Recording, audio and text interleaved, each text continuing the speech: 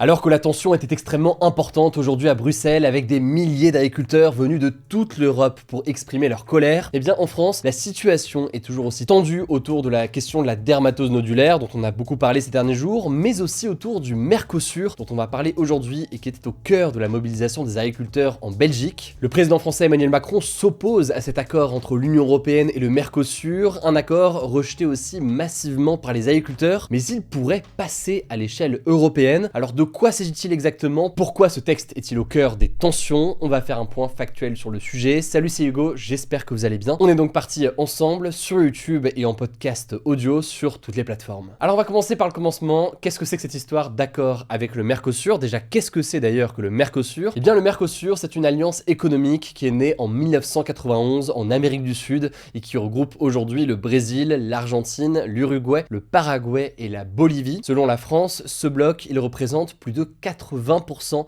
du PIB sud-américain. Il constitue aussi le 4e plus grand bloc de libre-échange dans le monde. Et une zone de libre-échange, qu'est-ce que c'est? C'est donc une zone où les droits de douane sont abaissés pour faciliter les échanges entre les pays. Ici donc, entre plusieurs pays d'Amérique du Sud. Alors il faut savoir que depuis plus de 20 ans maintenant, l'Union européenne, qui est évidemment une autre zone de libre-échange, tente de négocier un accord avec le Mercosur. Et l'objectif de ces deux zones, ce serait de créer la plus grande zone de libre-échange du monde, qui regrouperait donc plus de 700 millions d'habitants si on prend les pays de toutes ces zones, et représenterait près de 25% du PIB mondial, donc 25% de l'ensemble des richesses produites dans le monde sur un an. Concrètement, cet accord, il viendrait donc supprimer énormément de droits de douane entre l'Union européenne et les pays du Mercosur, permettant donc à l'Union européenne d'exporter par exemple plus de voitures, de machines ou de vin vers l'Amérique du Sud, en échange de viande, de sucre, de riz, de miel ou de soja qui viendraient d'Amérique du Sud. Le problème, c'est que certains agriculteurs expliquent que le mode de production des filières agricoles et agroalimentaires du Mercosur est très différent de celui de l'Europe, et ce notamment en matière de normes environnementales et sanitaires. Les agriculteurs européens qui tirent la sonnette d'alarme depuis des années maintenant, ils estiment qu'il y a un risque de concurrence jugée déloyale face à des produits sud-américains qui seraient souvent moins chers car soumis à moins de contraintes, moins de normes, etc. Et en réalité, si on analyse la situation, en fait, avec un tel accord, d'un point de vue strictement économique, l'Union européenne pourrait potentiellement y gagner dans le secteur industriel ou encore le secteur des services. Mais certains analystes estiment que l'agriculture et l'alimentation pourraient en sortir perdantes, ce qui alimente donc forcément la frustration et la colère d'agriculteurs européens et notamment donc d'agriculteurs français. À noter par ailleurs qu'il y a aussi une crainte d'impact très important en matière d'environnement. On peut noter que certains pays et certaines organisations non gouvernementales qui luttent pour la défense de l'environnement s'inquiètent d'un tel accord. Ils estiment que c'est un impact notamment en matière de transport, puisque forcément c'est des zones qui sont éloignées. Ils craignent aussi un impact en matière de déforestation en Amérique du Sud. Alors il y a eu des négociations avec des nouveaux engagements environnementaux qui ont été pris, mais aujourd'hui les ONG doutent très fortement de l'impact réel de ces engagements. Ils estiment donc que cet accord peut avoir un impact extrêmement négatif en matière d'environnement. Donc ça c'est l'accord en tant que tel, mais maintenant qu'en est-il au niveau politique? Quel pays est pour? Quel pays est contre? Alors on peut pouvoir revenir sur absolument toutes les étapes des négociations qui ont eu lieu, mais ce qu'il faut notamment retenir, c'est un accord politique qui a été validé en décembre 2024. Alors certaines modifications sont encore possibles, mais le cœur du traité, il a donc été voté. Pour autant, attention, cet accord, il n'a pas encore été ratifié, ce qui veut donc dire qu'il n'est pas encore entré en vigueur. Si on en parle aujourd'hui, c'est parce que la présidente de la Commission européenne, Ursula von der Leyen, souhaite parapher l'accord ce samedi au Brésil avec les pays du Mercosur, ce qui marquerait une étape à nouveau importante avant une réelle mise en œuvre. Mais avant cette étape, l'accord a besoin d'une majorité qualifiée, c'est-à-dire qu'il faut qu'au moins 55% des États membres votent en faveur, et ces États doivent par ailleurs représenter au moins 65% de la population totale de l'Union européenne. Il y a donc une question de rapport de force, il faut en quelque sorte un peu plus que la majorité pour que ça passe. Et là, il y a des pays qui sont favorables, l'Allemagne par exemple qui veut exporter ses voitures, ou encore l'Espagne qui veut exporter son vin et son huile d'olive. Alors ça paraît très cliché, j'en suis conscient dit comme ça, mais en réalité c'est le cas, c'est des éléments qui ressortent. Et de l'autre côté, on le disait donc, l'Italie ou encore la France réclament un report du vote. Emmanuel Macron a d'ailleurs réaffirmé que la France ne signerait pas ce traité en l'état. La France souhaite par exemple encore rajouter des clauses miroirs, des clauses en fait qui viennent assurer que les normes sanitaires et environnementales de production sont les mêmes pour les deux régions avant donc que le texte ne soit paraphé. Bref, les opposants et notamment les agriculteurs estiment qu'il n'y a pas assez de garde-fous pour les protéger. En face, on peut noter que ça monte quand même en tension puisque Lula, donc le président du Brésil, a posé ce mercredi une forme d'ultimatum affirmant que le Mercosur avait déjà, je cite, cite, céder sur tout ce qu'il était possible de céder diplomatiquement. Il a rajouté que si le texte n'était pas paraphé rapidement, le Brésil ne signerait pas l'accord tant qu'il sera président. Bref, c'est donc un véritable bras de fer diplomatique avec des conséquences potentiellement importantes, que ce soit donc pour les agriculteurs, mais plus largement en fait pour la population. Il y a donc encore une forme d'incertitude avec certains pays comme la Pologne ou encore la Hongrie qui pourraient eux aussi potentiellement s'y opposer, mais on va suivre tout ça. Et c'est donc dans ce contexte-là, on le disait, que des milliers d'agriculteurs se sont rendus ce jeudi à Bruxelles, où se trouve la Commission européenne notamment, bien pour protester contre cet accord. Alors au moment où j'enregistre, c'est des sujets qui évoluent, mais il y avait des moments de tension importants encore aujourd'hui à Bruxelles, sachant qu'en parallèle, dans le cas de la France, il y a à la fois cette mobilisation donc de la part de nombreux agriculteurs contre cet accord avec le Mercosur, mais en parallèle, il y a aussi des tensions donc sur le sujet de la dermatose nodulaire contagieuse. Et autant donc, vous l'avez compris, Emmanuel Macron aujourd'hui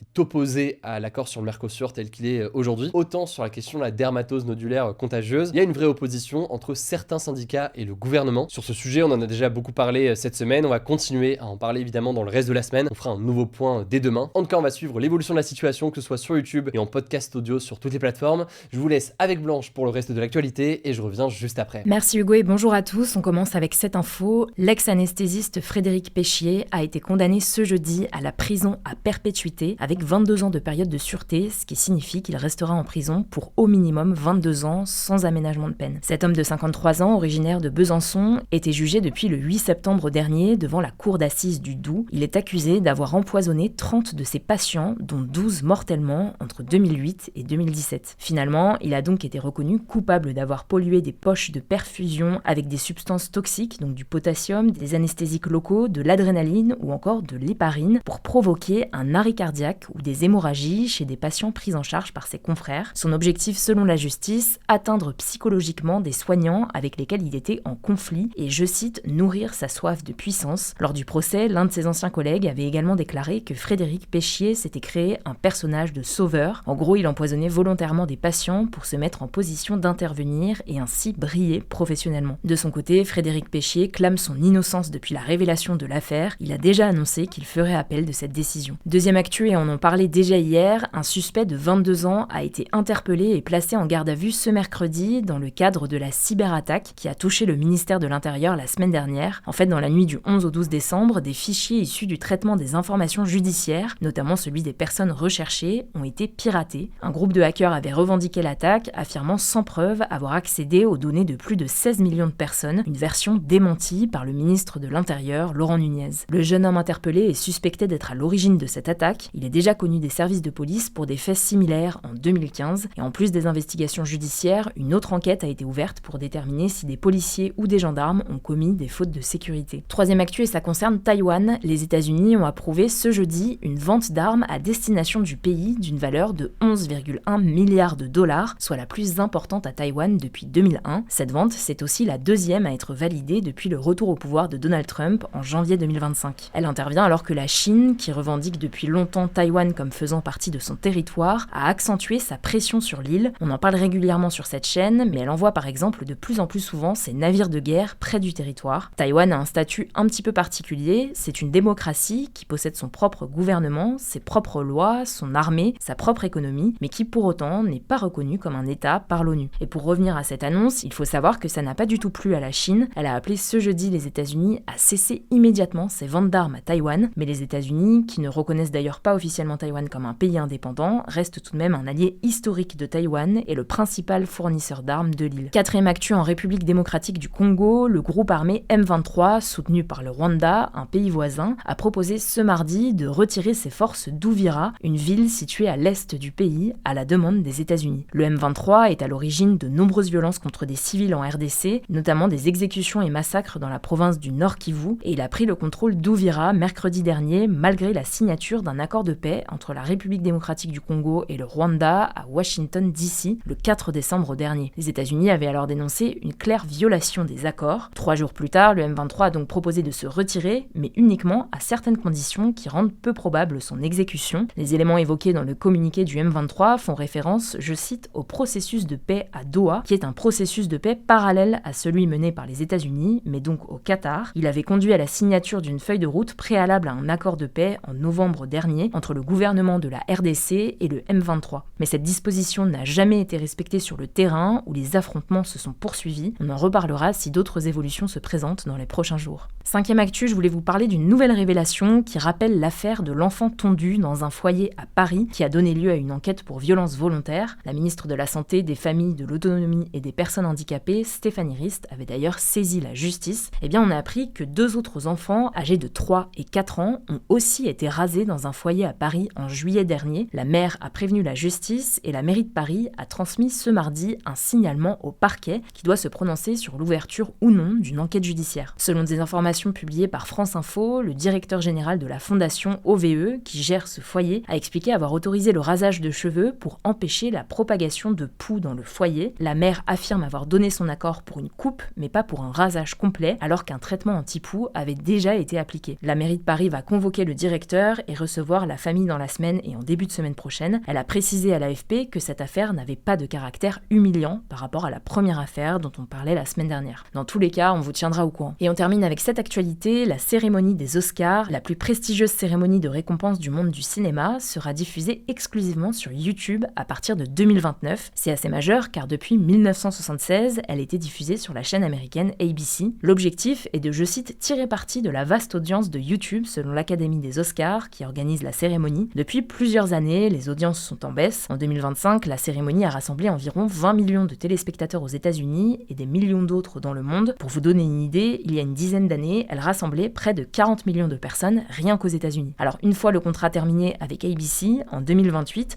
les Oscars seront donc disponibles exclusivement sur YouTube jusqu'au moins 2033. La cérémonie sera accessible gratuitement dans le monde entier, mis à part pour les Américains qui, eux, devront souscrire à un abonnement à l'option YouTube TV. À l'heure actuelle, il faut être abonné aux plateformes de streaming Disney+ ou Hulu pour la regarder en dehors des États-Unis. En France, elle n'est plus disponible sur Canal+ depuis 2025. À noter que cette année, la cérémonie aura lieu le 16 mars 2026 et sera disponible en France sur Disney+ ou Hulu donc. Merci beaucoup Blanche pour ces actualités. Alors vous le savez, pour découvrir les interviews et les actualités culturelles, mais notamment l'interview de James Cameron que j'ai eu la chance de faire il y a quelques jours, vous pouvez la découvrir en intégralité, exclusivement en podcast. Donc je vous mets le lien directement en description. Prenez soin de vous, prenez soin de nos proches, et puis on se dit à demain pour une nouvelle vidéo.